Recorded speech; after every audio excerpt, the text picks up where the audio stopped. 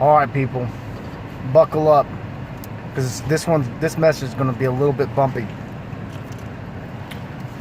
I'm not talking out of the book of the Bible. I want to talk to you guys about Satan today.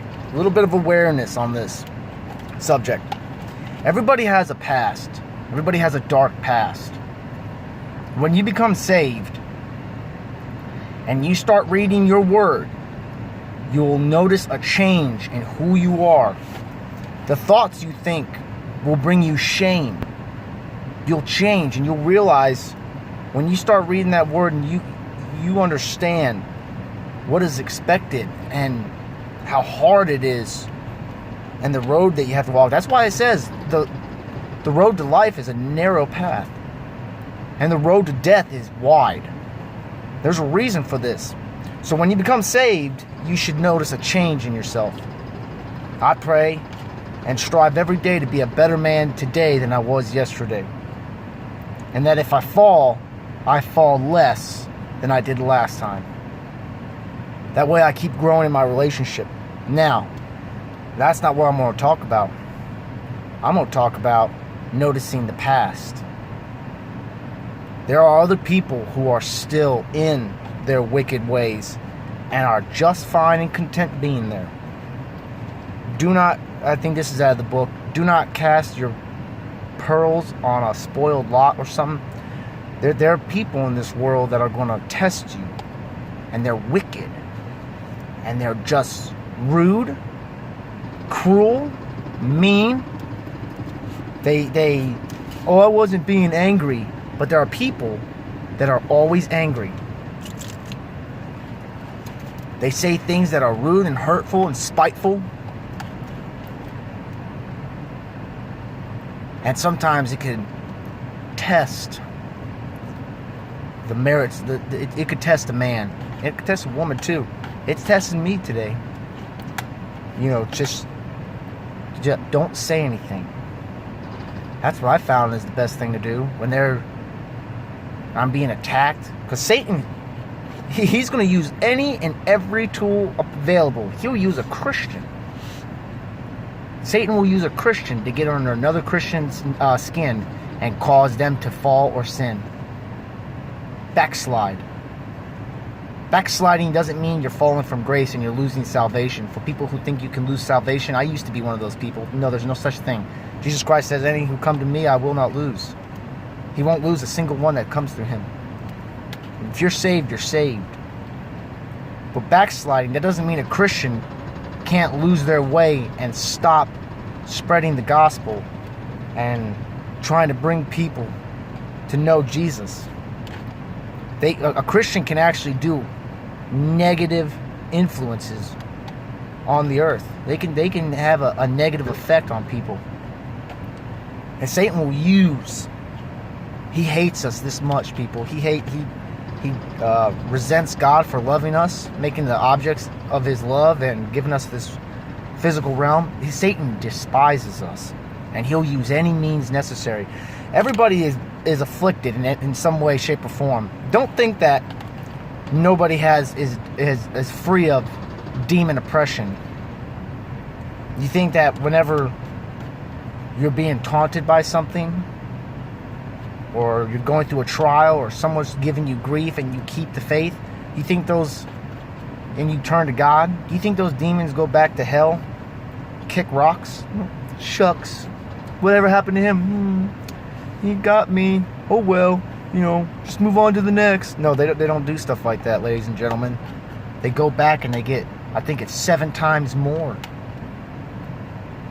to come and afflict you, because they want you to break and fold. And there are people out here in this world that Satan will use to come down upon you. The bigger the door for righteousness, this isn't in the book, this is just a thought that came to my head years ago. The bigger the door you have for righteousness, the bigger the demon Satan's going to send to try to slip through it. If you're let's say you've been a Christian and you've been walking with God and reading your word diligently, and your relationship with Jesus Christ is like solid, rock solid for years, decades, who knows. The torment does not stop for that person. It actually gets worse. because they realize, okay, this is a formidable foe. Silence him. Bring them down. Send your legions against them. Satan will just bombard you. So that's how you know if you're walking the right path. If you say, every time I get in my Bible, or every time I start praying, something happens. Same thing with me. The more you walk with God, you'll realize that there are trials and tribulations, and they become harder and harder.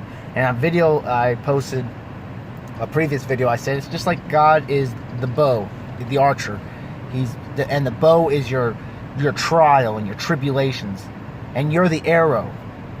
So don't become unnotched. Stay on that bow, and God's going to pull you back. And He's never going to pull it back to where the bow breaks. It's not, or you break. He will never give you more than you can handle. And have faith, because as God's pulling that bow back and that string, and you stay notched with Him and have faith in Him, eventually that trial will be over, and He's going to release it, and you're going to shoot forward in your life.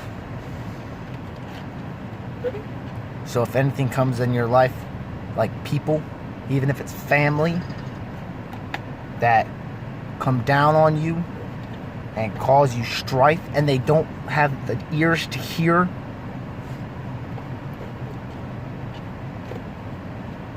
let it go. Give it to God. Best thing to do is say nothing. Do not be fooled. Satan has been deceiving mankind since he was created. How did he get Adam to sin? Satan didn't try to get Adam to sin. Satan deceived Eve and then used Eve to deceive Adam. Satan has no bounds for his wickedness. He will use the one closest to you, the one you hold in your heart the most. He can use that person to make you fall, or he'll try. Be married for any amount of time. You'll have an argument with your significant other. I know I have. Heck, my wife knows too. Do you think we remember those arguments now? No, we forgot about them. We moved on. Forgiving each other. We don't sit there and, just like depressed in it and the past sins and then bring them up. My wife is not like that, and neither am I. We don't hold things over each other's heads. There's nothing worse than seeing someone that's a family member or a friend, a close friend, and you know what they're doing wrong, or at least you know how to make their life better. You know what is needed that they can truly be happy and not be so angry, annoyed, and spiteful all the time. It kills me knowing that if you just read the Word every day, read the Word, talk with God every day, and you'll learn peace. It just kills me seeing other people that are just overwhelmed with anger from the way the world is. And the world is wicked, meaning it's of Satan. And they wonder why their life is in turmoil and distress. Are you kidding me? You're confused? You don't like being wet? Get out the pool. But they won't listen. They want to stay in the pool, but they want to be dry.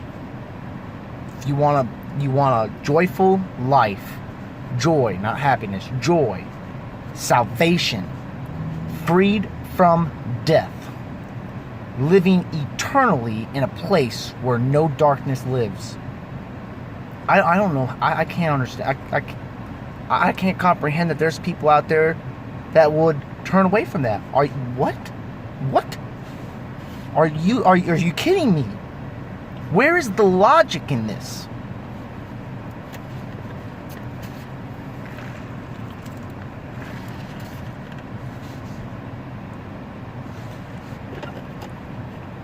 Find peace. Read your word. Nothing you can do can change somebody else. You can ask God to soften their hearts so they're not hardened, or give them the eyes to see the blessings that come their way. Any little thing. God can't force anybody to accept Jesus as their Savior. God's not going to do that. If He does it for one person, He has to do it for them all. God's not going to save somebody from themselves spiritually. He may give them the opportunity. If you want to pray to show signs that they have the eyes to see it, and it moves them, and they don't have a hardened heart, and it softens them, and it makes them more susceptible to hearing the message and the gospel, and that's fine. You can do that. Don't try and change somebody yourself by the things you say to them. Don't say, oh, you gotta stop being so angry. How about, you know how you can get rid of some of that anger? I know how you can be joyful. Read your word.